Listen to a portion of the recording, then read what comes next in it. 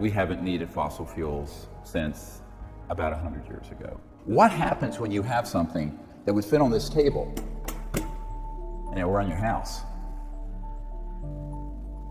Pulling energy from the quantum vacuum or the zero-point energy field. You don't need utilities.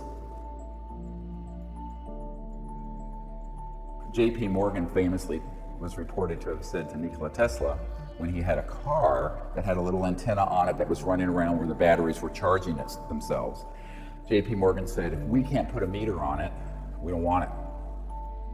Dr. Pudolf, he does zero-point energy research. He's worked for every three-letter agency. Told me personally that he knew we already had these technologies, but that if he were to bring them forward, he would be killed along with his family and children. In 1927, there were 2 billion people in the world. Now you have 7 billion people, and from a rational point of view, you'd say, well, these technologies would get us off of oil, gas, nuclear power, no more Fukushimas. But 99.9% of the people on planet Earth would benefit from this. There is a it's not the 1%, it's the 0.0000001% who would not benefit from this, particularly the fact that it is run, and everything we're using is run on a metered linear energy source, even solar and wind. If you begin to talk about the phenomena of new energy, free energy, anti-gravity, UFOs, you're stepping into an area that is the most sensitive, compartmented intelligence in the history of the United States. First, I want to give you sort of the big picture. And the big picture is that we haven't needed fossil fuels since about 100 years ago. By then, this building, Tesla, Faraday, Maxwell, particularly the Maxwell-Quaternion equations that were chopped off and changed, as you may well know, some of you who are engineers, has resulted in us having an energy sector that requires us to burn something or heat something up to create steam to get us electricity or to run our cars. However, 100 years of really advanced physics, which weren't that well understood 100 years ago in terms of very high voltage systems at certain resonant high hertz, they call it, cycles per second, would result in this excess power. And it was observed by Faraday, and it was observed by Tesla, and it was observed by many others, and said, where is this coming from? Of course, Tesla called it the ocean of infinite energy. And it's been called various things. The modern term is the zero-point energy field. If you create this kind of vector into the zero-point energy field, and you create a certain counter-rotating vortex, let's call it, which is almost a Sufi-like phenomenon, you get what's called lift. And you get a phenomenon that's known as electromagnetogravitics. Now, the pop culture would call it anti-gravity, which is really not correct.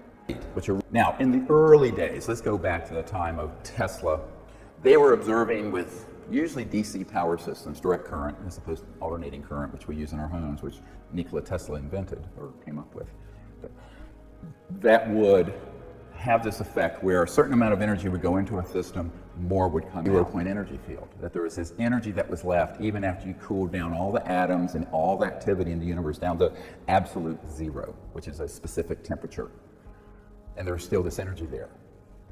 And that zero-point energy field, as it turns out, is embedded everywhere in space, not outer space, here in this room. So that every cubic centimeter of space in this room, for example, has enough power to run at least the United States for a day, a cubic centimeter. So it's an enormous field of energy. So running our planet on this energy field would be like taking a thimble out of the Great Lakes or something of water. It's a trivia, it's a rounding error. The inhumanity of keeping these sciences and technologies away from the public and the poverty that it engenders, it would take trillions of dollars to properly electrify the subcontinent, so that people have the energy they need using today's conventional systems, even solar, even wind, even coal. And you know, we're facing a situation now that every year or two there's 1,000 new coal-fired burning power plants being put online in India, China, and elsewhere, mostly without any scrubbers. So in the Pacific Northwest and other places, you have a huge amount of the pollution that's in the West Coast is coming from Asia. There's no scrubbers in those cold, and you look at the air in Beijing and Shanghai and other cities, it's not breathable. Then you go to the oceans, where you have the Fukushima reactor releasing all this radioactive material, and huge parts of the oceans, because there's all the CO2 going into the oceans, are beginning to die because of the acidity and alkaline levels being upset. So they're a big problem, huge mistake. But who's going to fix it? This is really the crux of the problem. And many people have asked me, given the folks I've met with over the years, why doesn't someone do that?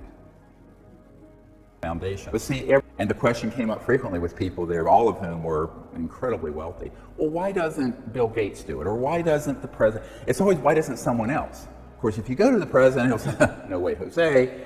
And if you go to billionaire X and billionaire Y and billionaire Z, many of whom I've met with, they'll go, you know, one of them once said to me, we all want to be first to be second. Great expression. You hear it a lot in business. When it's a very controversial science, no one wants to be the first to stick their neck out.